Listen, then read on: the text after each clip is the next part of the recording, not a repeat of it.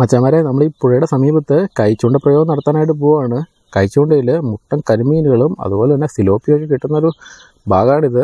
നമ്മളിവിടെ കൈച്ചൂണ്ട ഇടുകയാണെങ്കിൽ ചിലപ്പോൾ അടിക്കുന്നത് നല്ല സൈസ് കരിമീനായിരിക്കും. അപ്പോൾ നമ്മളിവിടെ കൈച്ചൂണ്ട പ്രയോഗം നടത്താനായിട്ട് പോവുകയാണ്.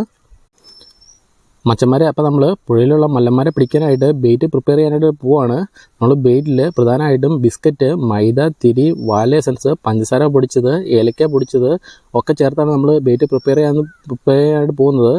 പെട്ടെന്ന് മീനുകളെ ആകർഷിക്കണമെങ്കിൽ നല്ല ബെയ്റ്റ് ഇട്ടേ കാര്യമുള്ളൂ. മച്ചന്മാരെ, നമ്മളിവിടെ കൈച്ചൂണ്ടയായിട്ട് ഇന്ന് പോൾ റോഡാണ് ഉപയോഗിക്കാനായിട്ട് പോകുന്നത്.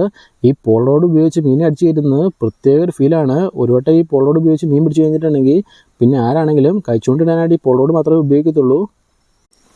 മച്ചന്മാരെ, അപ്പോൾ നമ്മൾ ഏകദേശം ബെയ്റ്റ് പ്രിപ്പയർ ചെയ്ത് കഴിഞ്ഞിരിക്കുകയാണ്. ഇതിൻ്റെ നമ്മൾ പ്രധാനമായിട്ടും ഏലക്ക പൊടിച്ച് ചേർത്തിട്ടുണ്ട്. അതുപോലെ തന്നെ മൈദ, തിരി, വാലയുടെ എസൻസ്, പഞ്ചസാര പൊടിച്ചതൊക്കെ ചേർത്തിട്ടുണ്ട്. അതുകൂടാതെ ബിസ്ക്കറ്റ് നമ്മൾ ഇതിനകത്ത് ചേർത്തിട്ടുണ്ട്. ഇതിൻ്റെയൊക്കെ സ്മെല്ല് ഇട്ട് കഴിഞ്ഞിട്ടുണ്ടെങ്കിൽ ഈ കരിമീൻ പോലുള്ള മീനുകൾ വെറുതെ ഇരിക്കത്തില്ല. മച്ചന്മാരെ, നമ്മൾ ഈ ഒരു ഹുക്കാണ് ഇവിടെ പ്രയോഗിക്കാനായിട്ട് പോകുന്നത്.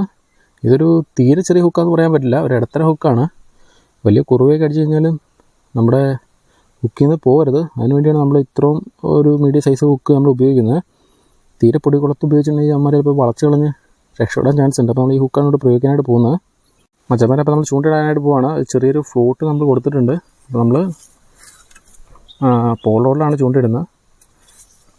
ചൂണ്ട നമ്മൾ കറക്റ്റായിട്ട് നേരത്തെ നമ്മൾ ബെയ്റ്റ് ഇട്ട് കൊടുത്ത സ്ഥലത്ത് അധികം സൗണ്ട് ഉണ്ടാക്കി പണി കിട്ടും. അപ്പോൾ നമ്മൾ ഇട്ട് കൊടുത്തിട്ടുണ്ട്. അപ്പോൾ നമ്മളിനി നമ്മുടെ ഫ്ലോട്ട് നിരീക്ഷിച്ച് നിൽക്കണം.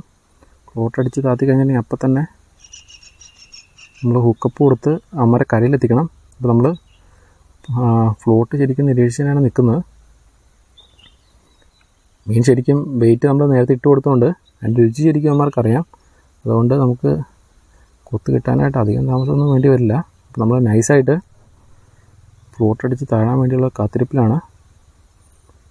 എത്ര വലിയ മീൻ കഴിയും അടിക്കുമെന്ന് പറയാൻ പറ്റില്ല. ചിലപ്പോൾ നല്ല മുട്ടൻ കരിമീനൊക്കെ ആയിരിക്കും കയറി അടിക്കുന്നത്.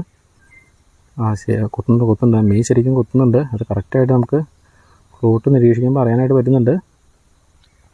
ഈ നിമിഷം വേണമെങ്കിലും അവൻ അടിച്ച് താത്തിക്കൊണ്ട് പോവാം. ഒരു വട്ടം മീൻ കിട്ടിയില്ല എന്ന് കരുതി വിഷമിക്കേണ്ട കാര്യമൊന്നുമില്ല.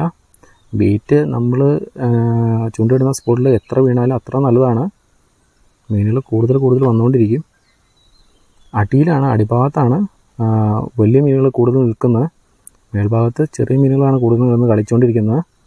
അപ്പോൾ ഒറ്റ വന്ന് വെട്ടായിരിക്കും ഈ കരിമീൻ പോലുള്ള മീനുകൾ ചില സമയത്ത്. നമ്മൾ ഹുക്കപ്പ് കൊടുക്കാനായിട്ട് എക്സ്ട്രാ കെയർഫുള്ളായിട്ട് നിൽക്കണം. ഫ്ലോട്ട് ശരിക്കും തട്ടുന്നുണ്ട്. നമ്മുടെ ഒരു സെക്കൻഡ് നമ്മൾ ഹുക്കപ്പ് കൊടുക്കാൻ വൈകി കഴിഞ്ഞിട്ടുണ്ടെങ്കിൽ ഈ മീനുകൾ മിസ്സാവും. അതാണ് ഈ മീൻപിടുത്തത്തിൻ്റെ ഒരു ഏറ്റവും വലിയൊരു കാര്യം. അപ്പോൾ നമ്മൾ വെയിറ്റിങ്ങിലാണ്.